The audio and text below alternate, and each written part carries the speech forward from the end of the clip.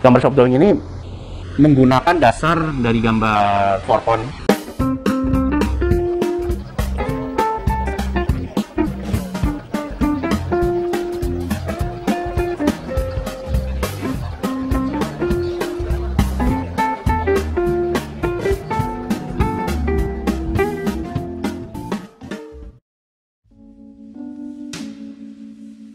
Nah, setelah sebelumnya kita membahas mengenai proses tender kontraktor yang akan membangun bangunan kita, berikutnya adalah pasca tender apa yang harus kita siapkan, yaitu adalah gambar forecon atau for construction atau gambar kerja atau gambar konstruksi.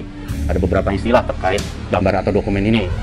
Jadi gambar forecon ini adalah dokumen gambar berserta spesifikasi yang akan dipakai untuk konstruksi. Lantas apa bedanya dengan gambar tender?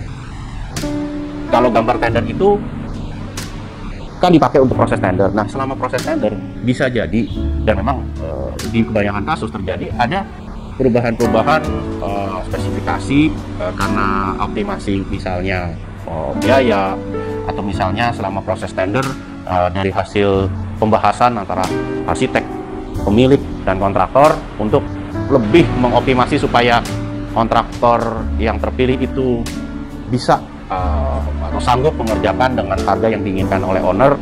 Misalnya harus ditekan lagi biayanya, dan itu ada beberapa perubahan-perubahan yang dilakukan. Terus juga kadang ada dari kontraktor misalnya mengusulkan perubahan metode pengerjaan untuk suatu detail tertentu. Nah, hal-hal ini bila dirasa oleh arsitek masih memungkinkan, tidak merubah substansi dari desain yang telah dibuat, maka itu bisa dilakukan. Nah, tentunya artinya ada perubahan dalam fase tender tersebut. Jadi, ketika kita mau membangun, gambarnya harus terus diupdate mengikuti perkembangan tersebut. Kemudian juga dalam pembuatan gambar konstruksi atau forecon itu gambar-gambar detail-detailnya itu dibuat lebih detail lagi. Karena kalau di tender esensinya adalah untuk perhitungan biaya penawaran harga dari masing-masing kontraktor. Tapi kalau di forecon itu esensinya adalah untuk dibangun, dikonstruksi. Jadi benar-benar sampai ke sambungannya, pertemuan antara material satu dengan material lain itu diberi keterangan sejelas-jelasnya. Nah, gambar forecon ini memang bisa dianggap ya mirip-mirip dengan dokumen tender, tapi ya tentunya dengan hal-hal tersebut harus tetap diupdate. Jadi sebaiknya jangan menggunakan dokumen tender untuk sebagai konstruksi, karena apabila ada penyesuaian-penyesuaian dikhawatirkan nanti tidak terupdate pada informasinya. Nah, setelah dari arsitek membuat dokumen konstruksi ini, oleh kontraktor yang bersangkutan, kontraktor yang dipilih, mereka akan menyusun gambar lagi berdasarkan gambar forecon yang arsitek buat menjadi gambar yang disebut dengan shop drawing. Shop drawing itu adalah ya sebenarnya kalau arti secara harafiah ya, shop drawing itu kan gambar toko.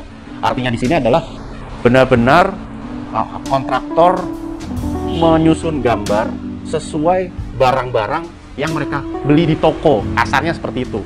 Dan artinya di sini adalah benar-benar seperti misalnya hal-hal terkecil di dalam detail-detail bangunan tersebut itu akan diimplementasikan di gambar shop drawing tersebut, yang oleh arsitek mungkin di gambar forecon ya hal-hal seperti misalnya besi, itu besi dari pabrikan A, B, C itu mungkin tidak terlalu masalah bagi si arsitek, tapi kalau bagi si kontraktor mungkin dia akan mengambil besinya dari pabrikan A misalnya. Jadi benar-benar di gambar shop drawing itu akan disebutkan, oke, ini besi ini mengambil dari atau menggunakan material dari pabrikan A dengan spesifikasi demikian-demikian.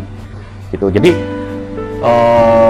gambar shop drawing ini benar-benar sesuatu ya khusus atau khas bagi si kontraktor yang bersangkutan. Dan gambar shop drawing ini menggunakan dasar dari gambar forecon, karena dari gambar forecon itu kan sudah sangat detail. Jadi tinggal dari kontraktornya menyesuaikan dengan hal-hal yang lebih istilahnya perintilan yang sesuai dengan spesifikasi yang mereka pakai. Gambar shop drawing ini itu sebelum dikerjakan di lapangan harus mendapat persetujuan dari beberapa pihak, antara lain arsitek atau struktur atau perencana MEP, ya tergantung barangnya apa ya, apakah dia lebih ke arsitektural, struktural, atau ke utilitas. Kemudian oleh MK, manajemen konstruksi, yang bertugas mengkoordinir dan memantau proses konstruksi, dan juga oleh pemilik. Kadang kalau dari pemilik itu bisa ya pasti ada tim teknis ya yang untuk mengawal proses konstruksi, atau kadang bisa juga dari pemilik menyerahkan ke MK, jadi mempercayakan ke MK untuk mengecek gambar shop drawing ini. Jadi setelah gambar shop drawing ini di approve, ditandatangan oleh semua pihak tersebut, baru secara formal bisa dikerjakan. Nah, cuma kadang dalam prakteknya ada beberapa proyek yang mungkin karena kurang disiplin dalam penerapan konstruksinya secara manajemennya, itu kontraktor langsung mengerjakan di lapangan tanpa approval shop drawing ini. Mereka buat shop drawingnya tetapi tidak minta approve dulu, langsung dikerjakan. Lebih parah lagi, ada juga yang tidak pakai shop drawing langsung mengerjakan. Jadi ada perbedaan pemahaman informasi di sini, karena gambar forkon ini kan dibuat oleh arsitek perencana dengan spesifikasi, ya tentunya arsitek menggunakan spesifikasi yang ada di pasaran ya.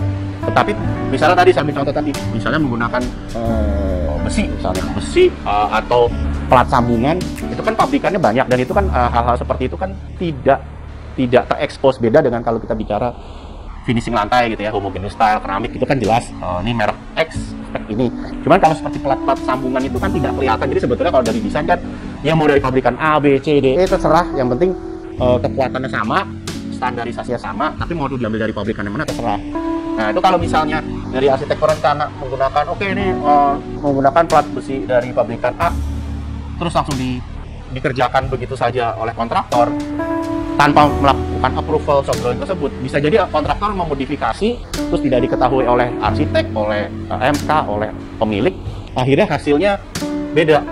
Jadi misalnya tadinya harusnya tebelnya sekian, tiba-tiba jadi agak lebih tebal. Mungkin kalau di mata orang awam atau di mata kontraktor hal tersebut bisa dimaklumi, tetapi belum tentu secara desain oleh arsitek mungkin dianggapnya harusnya tidak boleh lebih tebal, harus presisi karena satu dan lain hal gitu ya.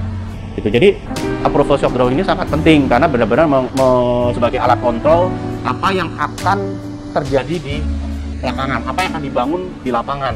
Benar-benar shop drawing itu versi tergambarnya dari yang akan dibangun.